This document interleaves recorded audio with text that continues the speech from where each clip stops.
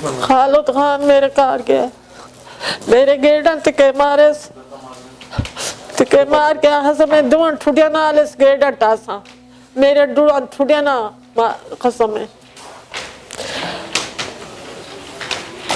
मेरा खामन अंदरों निकले सुते उठे ने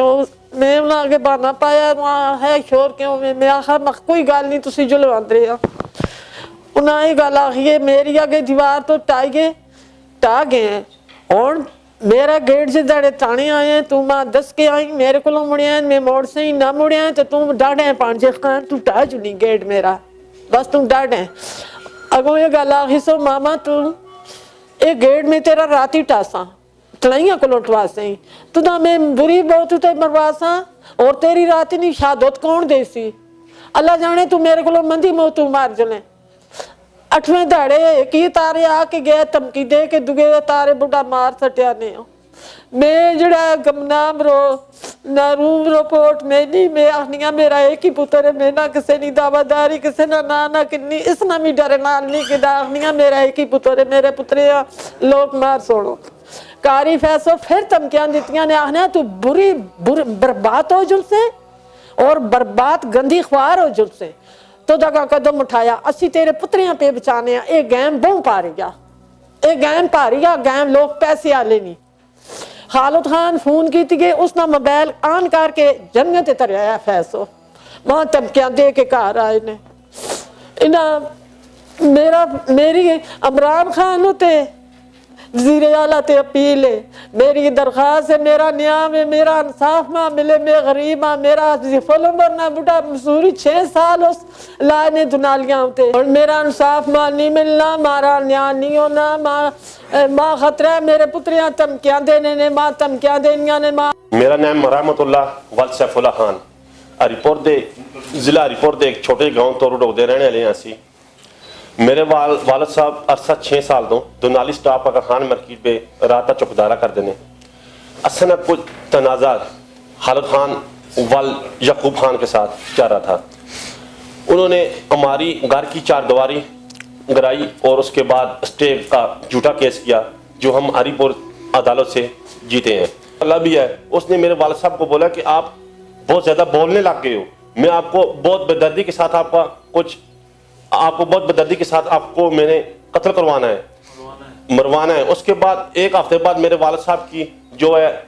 उधर दुनाली स्टाफ पर कत्ल हो गए उसके बाद हमने FIR इब्तदाई FIR किसी के खिलाफ नहीं करवाई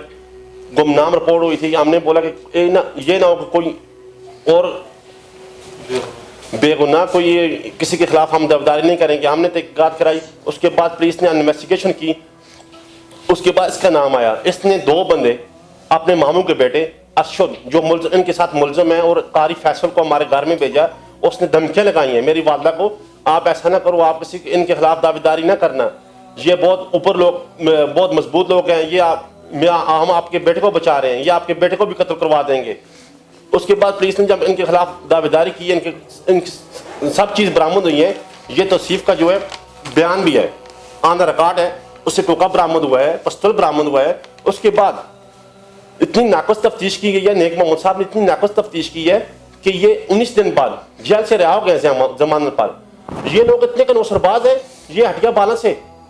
बाला से गिरफ्तार हुए इनकी औकात ये इनकी औकात है ये हटिया बाला से रंगे हाथों गिरफ्तार हुए जब ये गिरफ्तार होते हैं ऐसे होते हैं मैं गरीब आदमी हूँ मुझे रख के मुझे धमकियां देते हैं मुझे कहते हैं कि आप इस केस से पीछे हटो अब भी मुझे कह रहे हैं धमकियां दे रहे हैं कि इस केस से पीछे हट जो नहीं आपका जो हाल है आपके वालिद से बुरा हो जाएगा उसके बाद देखो ये डील के इतने मास्टरमाइंड है ये देखें जिस पुलिस ने इनको गिरफ्तार किया वही कह रही है देखो ये देखें पहले कह रही है बहुत बड़ा ग्रोह खतरनाक ग्रोह हमने गिरफ्तार किया है ये देखें बहुत खतरनाक ग्रोह है बाद में पुलिस ने सुलह सफाई करके ये पैसे की चमक देखें आप ये पैसे की चमक है ये हमारे पास कुछ नहीं है हमें अभी धमकियां मेरे पास हर ऑन रिकॉर्ड है सब कुछ सब चीजें पुलिस को जब ये गिरफ्तार होते हैं तो ऐसे होते हैं ये देखें पुलिस इनको इनामात दे रही है ये पैसे की चमक देखें तलब नामी जो शख्स है इसका अयूब मेडिकल कॉम्प्लेक्स के सामने इसने होटल लिया हुआ था उसने कमरे में मेट्रो की तलब इल्म को साथ लेकर गया है, उसके साथ ज्यादती करने लगा, वो भागी वहां से, उसने भागकर छलांग लगाई है, पुलिस के साथ इसने मुकमका करके वो केचिया होटल के मालिक को ऊपर डलवा दिया है। उस होटल के मालिक से इसने 55 लाख रुपया और होटल लेकर उसके साथ उसने अपनी इज्जत बचाने के लिए सब कुछ इनको दिया है। वो आज बेचारा ऑन द रिकॉर्ड हैदराबाद में दर बदर की ठोकरें खा रहा है।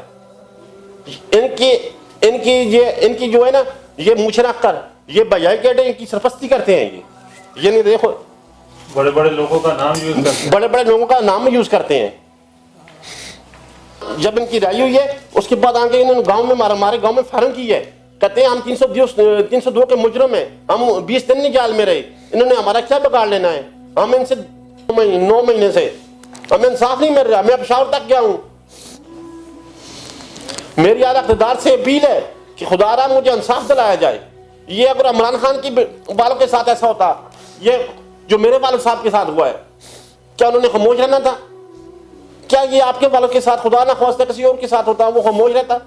मैं खुद यकीन माने में दमे का मरीज हूँ, काला जरखान का मैं मरीज हूँ। न तो मेरे काम में मैं 600 रुपया दिहाड़ी काम करता हूँ, 600 रुपया दिहाड़ी पे। जब मेरी तबीयत खराब होती है, मुझे हफ्ते में 2-3 छुट्टियां करनी पड़ती हैं। जब छुट्टी करता हूँ दिहाड़ी कौन देता है? मैं अब वाले साहब का केस लड़ूं या क्या करूं? ये लोग पैसे देकर, जज साहब ने मेरी वालदा की बेइज्जती की, तौहीन की अदालत में। उसने कहा कि आप गरीब लोग इधर क्यों अदालत में आए?